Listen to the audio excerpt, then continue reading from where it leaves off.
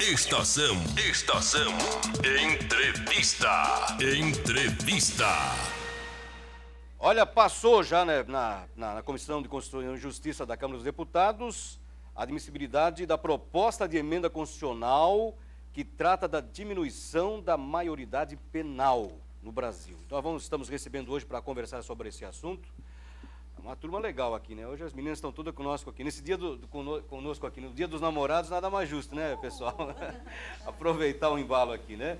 Mas o assunto é muito sério. Eu recebo a vereadora Marisa Zanoni, do Partido dos Trabalhadores, a advogada Rete Jane Popelier, que é da Comissão da Criança e do Adolescente da OAB, subseção de Balneário Camboriú, a Angelina de Borba e também a Regina Guimarães, do Movimento pela Infância e... Pela infância mesmo, né? E adolescência, né? Está todo mundo conosco aqui. Olha, eu fico preocupado, né? Nesse ano, a Câmara Federal, o Congresso Nacional, de modo geral, está fazendo muitas coisas que deixou de fazer durante muitos anos, mas de repente pode fazer de forma atropelada e erroneamente, eu diria assim, né? Quem começa comigo? Marisa, contigo. Bom dia, boa tarde. Boa tarde, Elias. Boa tarde a todos os ouvintes. Um cumprimento especial à Regina, à Rete, à Angelina, que está aqui, Nalda. Nós, de fato, isso que você diz também nos preocupa. Nós vivemos um momento que nós acreditamos que é preciso parar, refletir mais sobre a nossa sociedade, sobre a nossa legislação, especialmente sobre os nossos jovens. Nós acreditamos que a redução da maioridade penal não contribui em nada para a redução da criminalidade e da violência. Os dados nos mostram isso, Elias. Os países que reduziram a maioridade penal, eles não resolveram seus problemas de violência, ao contrário, elas se agravaram.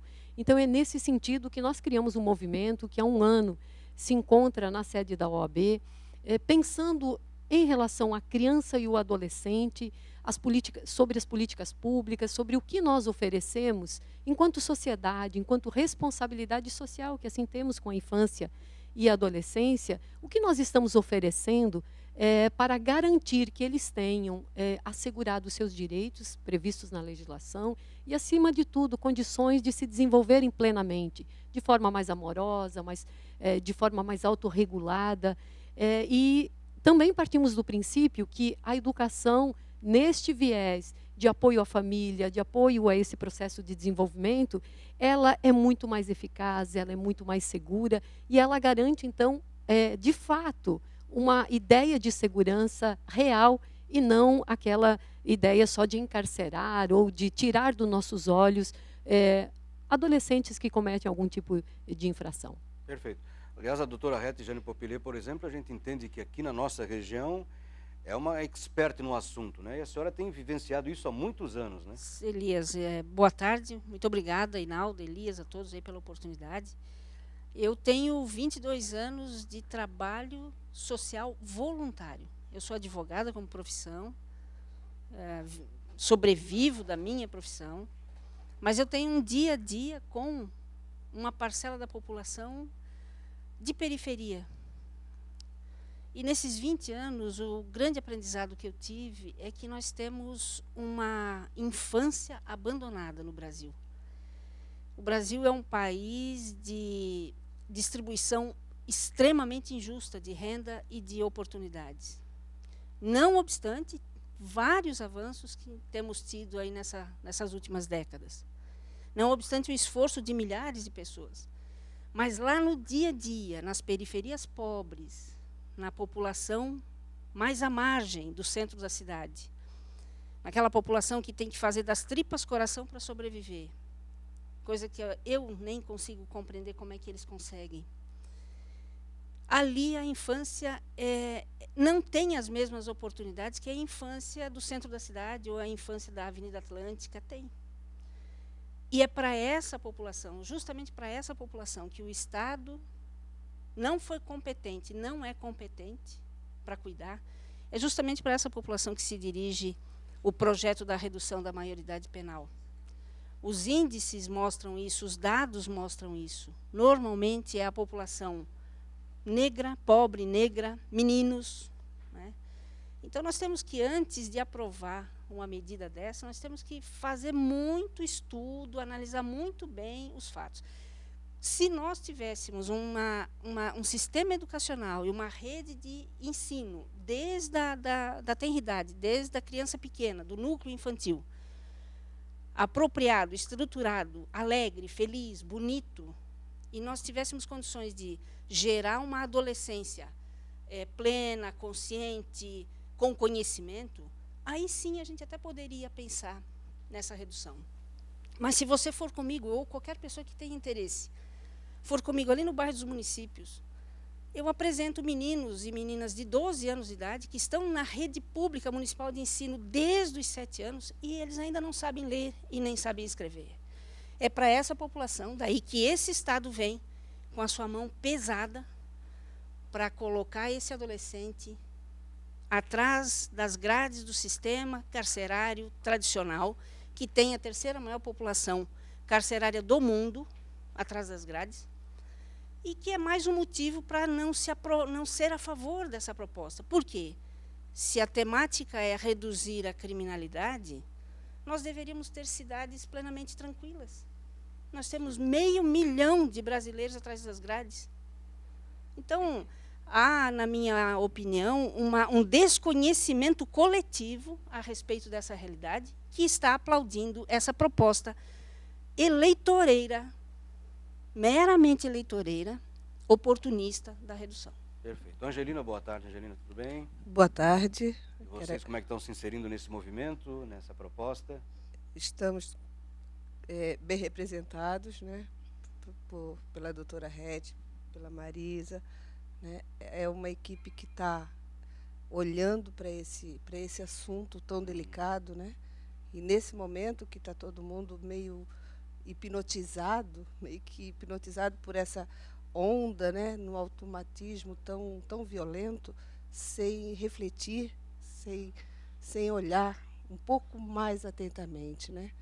Então estamos aqui mais para alertar mesmo e convocar a refletir, a olhar um pouco mais profundamente para os nossos adolescentes, para as nossas crianças, para o nosso Brasil do futuro, né? Com certeza. Regina, boa tarde, Regina. Boa tarde. Tudo bem contigo? Tudo bem. Eu sou advogada da OAB Balneário Camboriú, sou da Comissão da Criança e do Adolescente, e estamos aqui para pedir que o Brasil se una e não permita a aprovação da PEC 171, tá? Inclusive, ontem... Parece que tem até o propósito do nome já é 171, né? Exatamente, exatamente. É um golpe, né? Nós precisamos que os nossos adolescentes de 16 anos sejam vistos de uma forma saudável e que recebam de toda a sociedade, enfim, é responsabilidade da sociedade, da família e do Estado, não somente do Estado, inserir essas crianças na educação ou na reeducação, se for o caso. Nós não podemos estigmatizar essas crianças. Tá? Nós temos que promover a elas o bem, o bom e o grande. Perfeito. Algum evento vocês têm marcado para alertar a comunidade a respeito dessa questão? Sim, Elias. Na segunda-feira, no dia 15, às 14 horas, na sede da OAB, na rua 916, estaremos fazendo um ato público, reunindo várias entidades, representantes do CONANDA Nacional, da OAB estadual, municipal, entidades que são contrárias à redução da maioridade penal, e estaremos lá num ato colocando quais são as razões que nos levam a acreditar que o jovem não precisa de outra legislação, porque nós temos o ECA. O ECA prevê medidas socioeducativas a partir de 12 anos de idade. O que nós precisamos é implementar o ECA. Muitas vezes nós podemos fazer perguntas bem simples. Onde estão nossas crianças da nossa cidade? Aonde estão os jovens da nossa cidade? Qual é a infraestrutura dos CRAS, dos CREAS na nossa cidade? Que condições essas entidades aí têm para, de fato, tratarem da atenção para aqueles meninos e meninas que cometem algum tipo de ato infracional? Então, lei existe. nós precisamos que ela seja cumprida. E os municípios, o Estado, a nação, têm um papel fundamental na estruturação disso. Então, segunda-feira, vamos estar num grande ato público, buscando externar esse nosso posicionamento e juntando outras vozes para que, de fato, olhemos o problema, não a criança como um problema, não o adolescente como um problema, mas uma sociedade que abandona essas crianças, abandona o adolescente e depois os pune pela nossa falta de capacidade de acolhermos. Só, Elias, nesse sentido, ainda aproveitar e dizer, os meninos aqui de atos infracionais, os dados que nós temos do CREAS apontam que são meninos e meninas que abandonam a escola aos 9 e 10 anos de idade. Depois, aos 16, nós vamos resgatá-los. Então, para puni-los. Então, a gente precisa, de fato, repensar, e o movimento tem este propósito. Nós aqui trabalhávamos, né, muito mais. É coração, mas é um coração que pensa a partir dos dados que a gente tem, que pensa a partir de uma realidade que é caótica, no sentido de acolher famílias pobres, crianças pobres. Doutora Rete dizia, é estelionato a PEC. Não é? Por que a gente considera estelionato? Porque nós falhamos.